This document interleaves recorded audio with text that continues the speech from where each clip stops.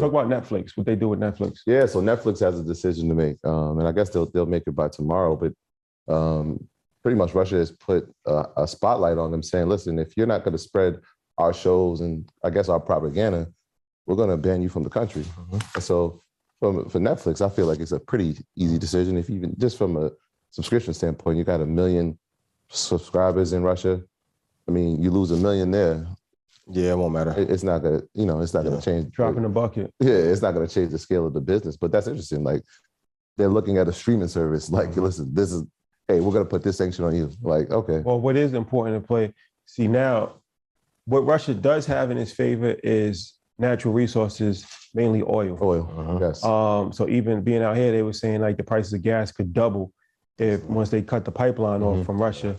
But now this puts OPEC in even more of a, prime position to really manipulate the market however they want. Mm-hmm. So I want to ask Jessica about oil, but first gold. I talked to you about this. What's the relationship between gold and wars in times of uncertainty? Gold, precious metals, platinum, all precious metals, platinum, silver, gold, all of them. You need to buy them when there's war. Now, in the foreign exchange market, you definitely want to be careful with your entries, all right? Because right now, gold shot up. Literally, when they declared war, gold literally shot all the way up and it hit that negative 61.8. Now I'm expecting a pullback, all right? I'm expecting a pullback up until probably the end of this week. And then I'm expecting it to rise higher for sure. I wish I had my charts. Yeah, and the market's going to do a dead cat bounce, which means it's like there they are. Yes, right there. I know. Point them out. This level, like, right? But yeah, if gold shoots back up, of course, the market is going to taper up and then push back down, which is called a dead cat bounce. We talked about it before. Yeah. So you can play those two in tandem. Just tell anybody that's new, just explain what a dead cat bounce is. It's just when a market shoots up really fast. So like if I go to Rucker and I'll score 58 points my first game, I'm not scoring 58 the second. So my average is going to drop down. So the Dow is going to peak up really high and then it'll slide back down, same with S&P 500, and then gold will take off. Also, you got to look at the volatility index. So if we get back to a level of like around 39, 44, that's where the market will start to top at, but we're at 31 now. It has room to push up. And I know Russia or Vitalik said he doesn't back them, but you have to look and see what percentage of Bitcoin does Russia own? More than 20%. Google how much Ethereum they own. Scary. I mean, that's even interesting because Bitcoin, right? The Ukrainian government, they've been receiving funds through Bitcoin. And so people have been sending a Bitcoin as a way for them to help themselves. Yeah. Was it like cryptocurrency is now a play in this? I can make an argument that through supporting some of these coins, you are funding terrorism. Funny you say that because on the flip side, so 19 Keys put a post up. I just actually was looking at it right before this, and he was saying how somebody from Ukraine. Let me actually read it so I don't misquote it. So he took a quote. He took a screenshot of somebody that was, I guess, is in Ukraine, who tweeted something. He said, "My Ukrainian credit cards don't work anymore. I'm safe physically in Kazakhstan, but all my savings are gone. Crypto is the only money I still have. And today I can say without any hesitation, Bitcoin, Ethereum, and NFT are going to save my life while I can't come back home." And so that's interesting because 19 Keys have posted it, and he was saying how, cryptocurrency, the fall of the dollar and all of that stuff, and cryptocurrency is the wave, and this is something that, moving forward, you can't stop it, and the whole thing behind that. So it's interesting that you said that you're funding terrorism, because on the flip side, it's like this is the only thing that saved my life. Even drug dealers in the hood gave out turkeys and. So if do you think a man smart as Putin would invade emotionally when people in KGB in Russia are not that emotional, but it looks emotional? I don't think it's the main benefit, but if he can get control of the monetary system through crypto, and now this becomes a way to say, hey, you will have free access to your money and support, that will be a good initiative that he can then push if they then own a majority stake in crypto. Yeah. Like the major assets that we invest in cannot be non-American. You're then funding their competition. Yeah. At that point. It was interesting when we were studying crypto, like 2016, 2017, and I just pulled up the privacy coins, and I remember Monero. Yeah. And then the knock on Monero was like it was funding the Taliban, and it was funding like all these type of militias throughout the world, and nobody knew about it because it was untraceable, because it was a quote unquote privacy coin. Yeah. And so now they hear that these actual cryptos like Bitcoin are actually helping fund a war on the other side that is defending themselves. It's like, this is pretty interesting. Yeah. Like, stop. Like, it's funny how these things go in circles. Can I ask you guys a question? Would you personally fund a non-EYL podcast monthly? No.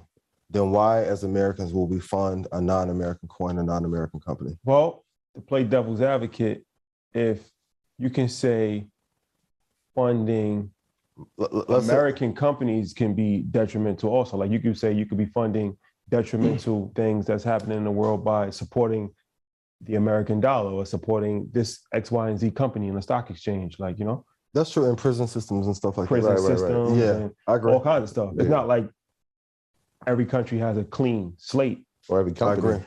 Huh? Or even every company. I agree. Has a clean slate. There is no clean company post $2 billion, right? But that's the number? Yeah, post 2. After we get to 2, everything there. Yeah. They did something filthy. Love you guys. But I think there's been a propaganda push to fund a lot of these companies that have non-American founders for an ulterior reason. And we've seen it here. Other countries are a lot more strategic than we are. Literacy is a lot higher. Like I was telling all the Black Brits here, I'm like, yeah, you guys are way more intelligent than most people I come across in the States. Like you guys are brilliant. So if they're thinking 5, 10, 15-year horizon, and Putin has wanted his revenge for 15 years. This isn't new. He didn't wake up 2 weeks ago and be like, now I want war. Right. We have to be very careful of the things that we fund. Speaking of geopolitical things, Jessica, you said something before where you said like how as stock guys, we watch company earnings. And you was like, you watch the news for like news report. Like that's kind of like the company earnings is like what's happening on, like, can you talk about that? Yeah, so our economic indicators that we primarily look at GDP, consumer price index, producer price index, all pretty much like the same things that you guys look at, but we look at. Can you say those again? Yeah. But we got time. And trade it. We got time, Jess. So shout out to Dream Team because we trade those in the bond market and I'm trying to type it. So Mike, cook this up. What are the 4 major indicators? So our 4 major economic indicators, we look at gross domestic product. Yes. All right. We look at consumer price index and producer price index. So how much are consumers spending, how much are producers producing, pretty much, right? We look at non-farm payroll. That's a big one. It comes out on the first Friday of every single month. And it gives us a big understanding on unemployment, employment, how many jobs were added to the market, but that's how we make most of our money. So when we look at everything from a macroeconomic level when it happens in different economies. Now, non-farm payroll is only a US based economic indicator, but we do look at GDP of like, let's say Great Britain.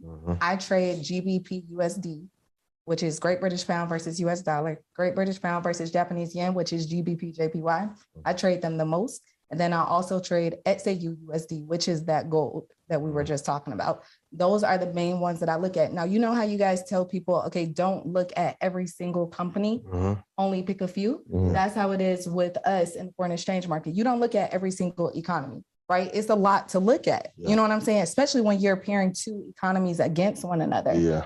Okay. So we're looking at different economies, but I only trade GJ for the most part, GU and gold. So I'm always studying the Japanese yen economy, always Great Britain economy, and always the euros. Fewer is better. So when I tell you guys trade the S&P 500 bond market, you're good. On the future side, 6B is a British pound.